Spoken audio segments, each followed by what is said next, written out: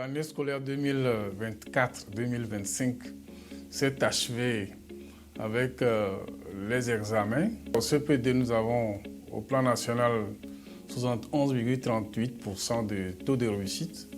Au BEPC, nous avons 53,13%. Au bac 1, nous avons 60,49%. Et au bac 2, nous avons 72,63%.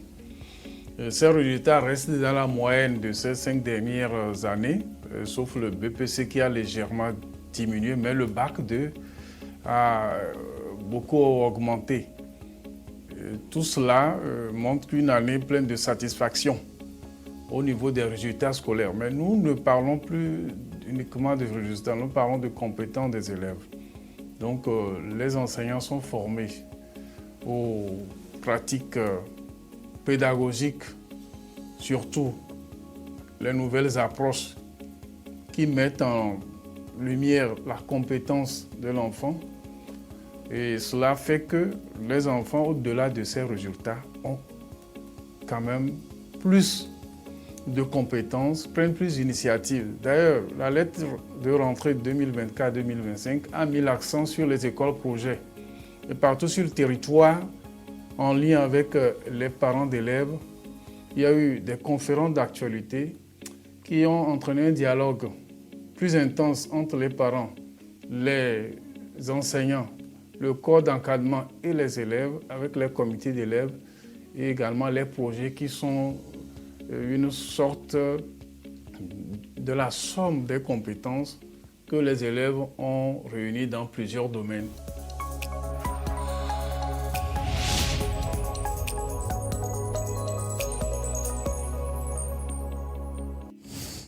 Pour une école, le premier défi, c'est d'abord la continuité.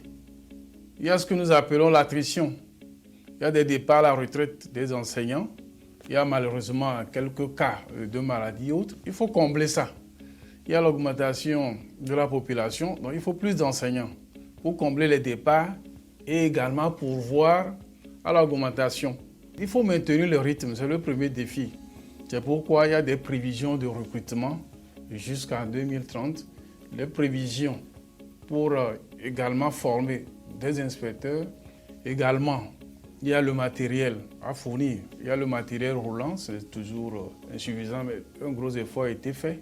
Il faut maintenir la cadence de la formation initiale dans les écoles normales pour pourvoir déjà à ce besoin en enseignants chaque année.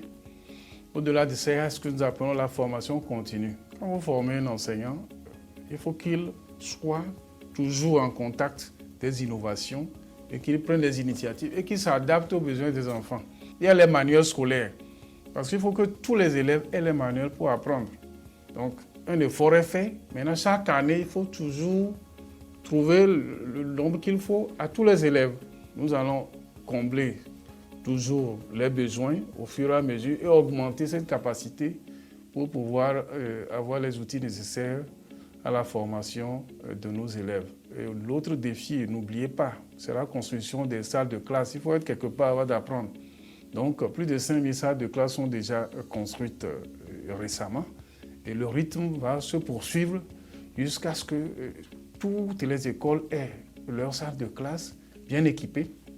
Au même moment, réhabiliter celles-là qui doivent être refaites. Et nous mettons l'accent aussi sur la digitalisation.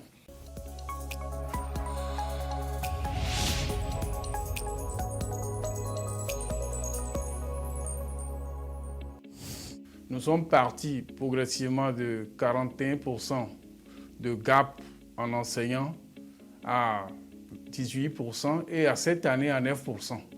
Bientôt, le concours de recrutement des enseignants sera proclamé. Nous aurons 5000 enseignants pour tous les niveaux et cela va combler notre gap qui est aujourd'hui de 9%. Donc ça veut dire que nous aurons des enseignants pour toutes les écoles. Voilà à peu près cette dynamique que le gouvernement a enclenchée qui nous rassure. Également, nous avons du personnel en formation pour les écoles normales. Vous savez que la qualité passe par les enseignants.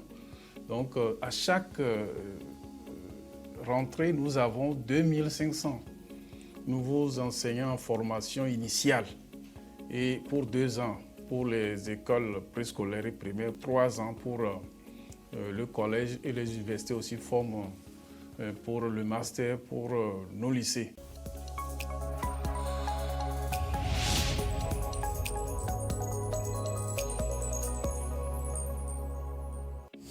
Au préscolaire et au primaire, on a fait tous les manuels. Nous avons des manuels de mathématiques et de langue et communication français pour les écoles primaires qui viennent d'être acquis et qui seront envoyés dans ces écoles-là. Et c'est au nombre d'élèves. Donc il n'y a pas a priori de crainte. Au secondaire, de nouveaux manuels ont été faits surtout en sciences, parce que nous mettons l'accent sur les expériences scientifiques. Et ces manuels ont une spécificité. Ce n'est pas seulement des livres, il y a des liens. Tellement que lorsque l'enseignant va sur le lien, il peut voir comment on fait une expérience, on mène une expérience, le protocole. Également, comment il peut amener les élèves à aussi exercer. Parce que la science, il ne faut pas voir seulement, il faut manipuler. Donc, les manuels là qui se font, il y a le lien qui permet de voir comment le phénomène se passe et comment on peut soi-même avoir l'initiative et faire. Voilà des nouveautés qui vont vraiment permettre aux élèves d'acquérir cette maîtrise de la science et également de s'ouvrir sur le monde qui se modernise avec ces outils.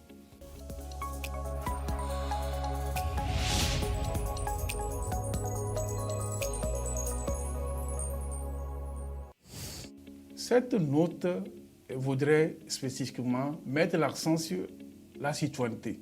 Le symbole nous permet de nous sentir ensemble togolais d'abord. Donc, au-delà du drapeau, il y a l'hymne national avec les 3 couplets. Il y a également les armoiries et la marche républicaine après l'hymne. Donc, ça permet à l'enfant très tôt de connaître les symboles du pays. C'est ça qui nous unit.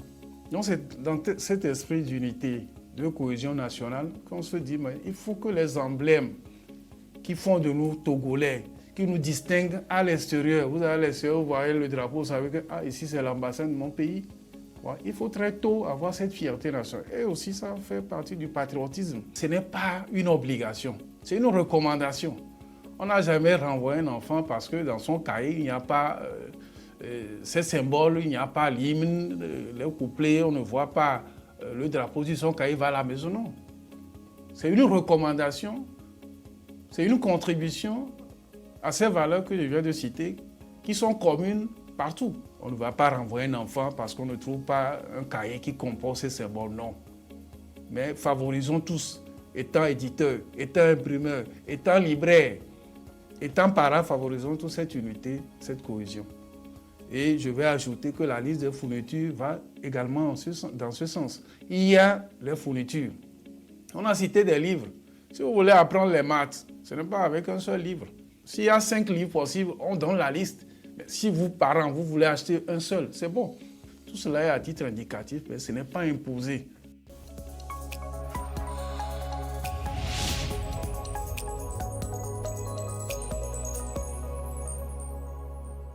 C'est d'abord pour remercier tous les acteurs qui ont contribué au succès de l'année, en commençant par les premières autorités de ce pays, au plus haut niveau, le président du Conseil, qui a mis tout en œuvre pour que l'année se déroule bien.